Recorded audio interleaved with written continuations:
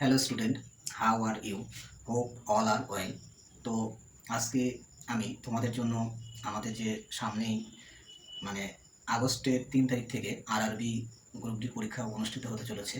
তো সেই পরীক্ষার কথা মাথায় রেখে আমি তোমাদের বিগত বছরের ম্যাথ এবং সায়েন্সের যে বিশেষ টাইপের এবং এবছরের জন্য মোস্ট ইম্পর্ট্যান্ট কিছু বাছাই করা ম্যাথ এবং সায়েন্সের কোশ্চেন নিয়ে আজকের ক্লাসটি, এবং আজ থেকে আমি রেগুলার ভিত্তিতে এরকম গুরুত্বপূর্ণ ম্যাথস এবং সায়েন্সের কোশ্চেনগুলো নিয়ে আলোচনা করব আমার এই ছোট্ট চ্যানেলের মাধ্যমে।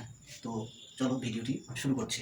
তো প্রথম কোশ্চেন, 70 কিমি গতিবেগে চলমান একটি ট্রেন পি সমান্তরাল ট্র্যাকে একই অভিমুখে 56 কিমি গতিবেগে যাওয়া 170 মিটার দীর্ঘ একটা ট্রেন কিউকে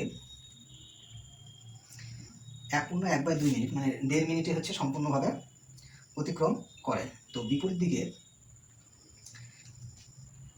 বিপরীত অভিমুখে 74 কিমি পার আওয়ার গতিবেগে 220 মিটার দীর্ঘ একটি ট্রেন আরকে সম্পূর্ণভাবে অতিক্রম করতে পি এর কত সময় লাগে সেকেন্ডে বের করতে হবে। তো এক্ষেত্রে এটা 13 নাম্বার কোশ্চেন। তো দেখো, একটা ট্রেনের গতিবেগ কত দেওয়া আছে, মানে পি ট্রেনের গতিবেগ দেওয়া আছে হচ্ছে 70 কিমি পার আওয়ার, ঠিক আছে, 70 কিমি পার আওয়ার। তো এই ট্রেনটা আরেকটা মানে সমান্তরাল অভিমুখে চলছে আরেকটি, তার গতিবেগ কত, মানে কিউ আরেকটা ট্রেন। তো কি এটা হচ্ছে কিউ ট্রেনের বেগ, আর কিউ ট্রেনের বেগ হচ্ছে কত দেওয়া আছে, 56 কিমি পার আওয়ার। তো 56 কিমি পার আওয়ার সমান্তরাল দিকে যাচ্ছে। তো এবার যখন দুটো ট্রেন সমান্তরাল দিকে যায় তখন রিলেটিভ ভেলোসিটি কত হয়, রিলেটিভ ভেলোসিটি আমাদের হচ্ছে বিয়োগ করতে হয়। তাহলে 70 আর 56 বিয়োগ করলে আমাদের হচ্ছে 14 হচ্ছে নাকি 4, হ্যাঁ, তাহলে এইটা হচ্ছে 14 কিমি পার আওয়ার। আচ্ছা, এবার আমাদের হচ্ছে দুটো ট্রেন যখন একই অভিমুখে যাবে তখন হচ্ছে পরস্পরকে অতিক্রম করতে কতখানি পথ যাবে, নিজেদের দৈর্ঘ্যের যোগফলের সমান পথ যাবে। তাহলে তো পি ট্রেনের গতিবেগটা এখানে হচ্ছে পি ট্রেনের লেন্থ, এটা সাপোজ মনে করো এল, আর কিউ ট্রেনের লেন্থ হচ্ছে এখানে দেওয়া আছে 170, ঠিক আছে। তো 170, তো এই দুটো হচ্ছে তাহলে যোগফল কত হচ্ছে, এল প্লাস হচ্ছে 170, এত মিটার হচ্ছে পথ অতিক্রম করবে। তো সেই আমাদের হচ্ছে পরিচিত সূত্র S equal two GT apply করে আমরা হচ্ছে এখান থেকে এল এর মানটা বের করবো এক ফার্স্ট। তাহলে এস এর মান হচ্ছে এল প্লাস হচ্ছে 170, ভি মানে হচ্ছে 14। তাহলে এবার দেখো, এটা হচ্ছে যেহেতু মিটারে আছে, আমার গতিবেগটা কিমি পার আওয়ারে ছিল রিলেটিভ ভেলোসিটি, তাহলে এক্ষেত্রে হচ্ছে আমাদের 5/18 দিয়ে গুণ করতে হবে। আর টি হচ্ছে কত, টি দেখো এখানে টিটা বলা ছিল, টাইমটা বলা ছিল হচ্ছে 1/2 মিনিট, ঠিক আছে। এটা মানে হচ্ছে অ্যাকচুয়ালি কত, 60 আর 90 সেকেন্ড, ঠিক আছে। তো 90 সেকেন্ড, তাহলে এখানে হচ্ছে 90। তো এটা আমরা হচ্ছে সলভ করলে কত পাবো, তাহলে 18 কাটলে 5, ঠিক আছে, 5। তাহলে এইটা হচ্ছে সিম্পলিফাই করলে দেখো 5 5 25, 14 আর 25 কত হয়, 12 25 আমাদের 300, 350। তো 350, তাহলে এর মান আমরা কত পেলাম, এটা 350 থেকে 70 মাইনাস 170 মাইনাস হবে, তাহলে এটা বিয়োগ করলে কত, এর ইকুয়াল টু 0 আর হচ্ছে 7 আছে কত, এটা তোমার হচ্ছে 8 আর হাতে থাকলে 1, তার মানে 180। তো পি ট্রেনের দৈর্ঘ্যটা হচ্ছে 180। এবার কিন্তু এখানে অঙ্কটা শেষ না, অঙ্কটা একটু লেন্দি আছে। তো এই ট্রেনটি কি করছে, আরেকটা ট্রেনকে বিপরীত অভিমুখে 74 কিমি পার আওয়ার গতিবেগে আসা 220 মিটার দীর্ঘ একটি ট্রেন আরকে সম্পূর্ণভাবে অতিক্রম করতে পি এর কত সময় লাগবে। তো এই ক্ষেত্রে অঙ্কটা হচ্ছে এবার হচ্ছে পি এর সঙ্গে আরেকটা রিলেশন। তো পি এর গতিবেগ আমাদের এখানে ছিল হচ্ছে এটা, পি এর ছিল হচ্ছে রিলেটিভ ভ্যালু 70। আচ্ছা, আর এর গতিবেগ হচ্ছে এখানে 56, আর এর গতিবেগ 56 না 74, এটা হচ্ছে 74, ওকে। আচ্ছা, এক্ষেত্রেও আমাদের তাহলে রিলেটিভ ভেলোসিটি কি হবে, রিলেটিভ ভেলোসিটি কিন্তু এখানে যোগ হবে। তাহলে রিলেটিভ ভেলোসিটি আমাদের হচ্ছে যোগ হবে। তাহলে এটা 70 70 140 আর 144 এত কিমি পার আওয়ার, ওকে।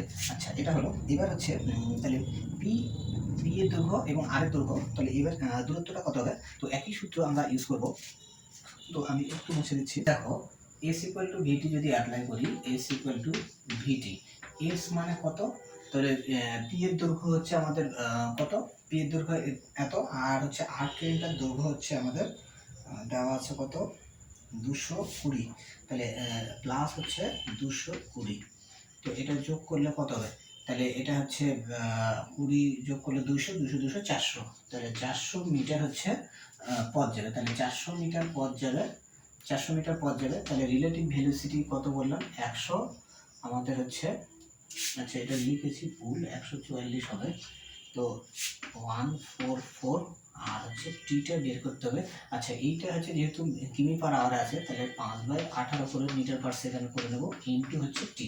তো এখান থেকে আমাদের সলভ করে টি বের করতে হবে। তাহলে এটা হচ্ছে কাটলে কত হবে? এটা কাটলে আমাদের হচ্ছে 8 বার যাবে, 8 8 64, 8 8 হ্যাঁ 8 বার।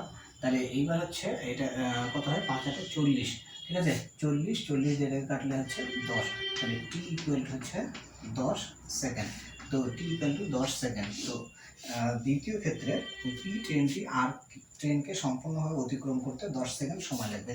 তো এক্ষেত্রে অঙ্কটার উত্তর হচ্ছে, সঠিক উত্তর 10 সেকেন্ড। সি উত্তর হচ্ছে আমাদের কারেক্ট আনসার। তো অঙ্কটা একটু লেন্দি ছিল, তো আমি আশা করি ডিটেলস বললাম, বুঝতে পারলে তোমরা। তো চলো পরের এটা 54 সম্পূর্ণ ইউনিক টাইপের কোশ্চিন, ভালো করে লক্ষ্য করো। এবিসিডি একটি আয়তক্ষেত্রের ভেতরে পি একটা বিন্দু রয়েছে। তো এবিসিডি একটি আয়তক্ষেত্র, তো ভেতরে এ বি সি ডি, ভেতরে একটা বিন্দু রয়েছে পি বিন্দু, ঠিক আছে? তো সেক্ষেত্রে কতগুলো রেজাল্ট দেওয়া আছে। তো এ পি এর মান দেওয়া আছে, তাহলে এটা হচ্ছে এ, তো এইটা, এটা যোগ এইটা আর এইটা যোগ, ঠিক আছে? তো এই ক্ষেত্রে একটা যদি আয়তক্ষেত্রে হয় তাহলে এই রেজাল্টটা সবসময় হোল্ড করে, এটা তোমরা ভালো করে মনে রাখবা। তো পি এ এর square plus PC square equal to PB square plus PD square, এই রেজাল্টটা, এটা কিন্তু ফর্মুলা, ঠিক আছে? যদি আয়তক্ষেত্র বলা থাকে, আয়তক্ষেত্রের অভ্যন্তরীণ বিন্দু ই বলা থাকে, তাহলে আমাদের কিন্তু এই রেজাল্টটা সবসময় হোল্ড করে। তো এটা আমাদের হচ্ছে মনে রাখতে লাগবে। তো এবার হচ্ছে এখানে দেখো কোশ্চেনে দেওয়া আছে পি এ মানে 27 দেওয়া আছে, তাহলে এটা কত হবে? 27 এর স্কোয়ার প্লাস আমাদের বের করতে হবে পিডির দৈর্ঘ্য।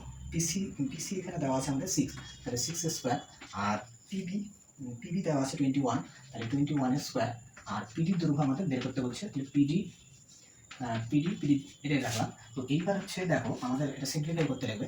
তো 27 স্কোয়ার 21 স্কোয়ার, তো এগুলো আমি করছি না।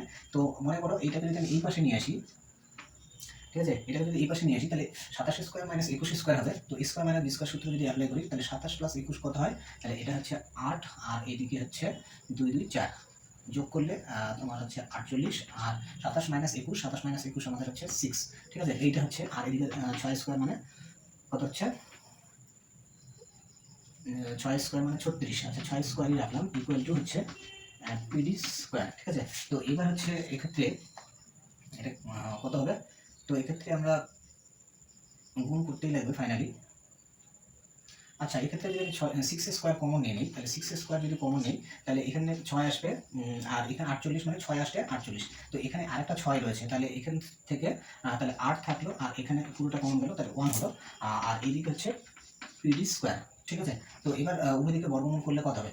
তো 6 স্কোয়ারের জন্য 6 আসবে, আর এটা 9 হচ্ছে, 9 এর বর্গমূল 3 হবে, তাহলে পিডি ইকুয়াল টু এটা, তাহলে পিডির মান হচ্ছে কত হচ্ছে? 18 হচ্ছে, তাহলে পিডি ইকুয়াল টু 18 হয়ে গেল। তো এক্ষেত্রে আমাদের সঠিক আনসার কিন্তু অপশন নাম্বার বি আমাদের কারেক্ট আনসার।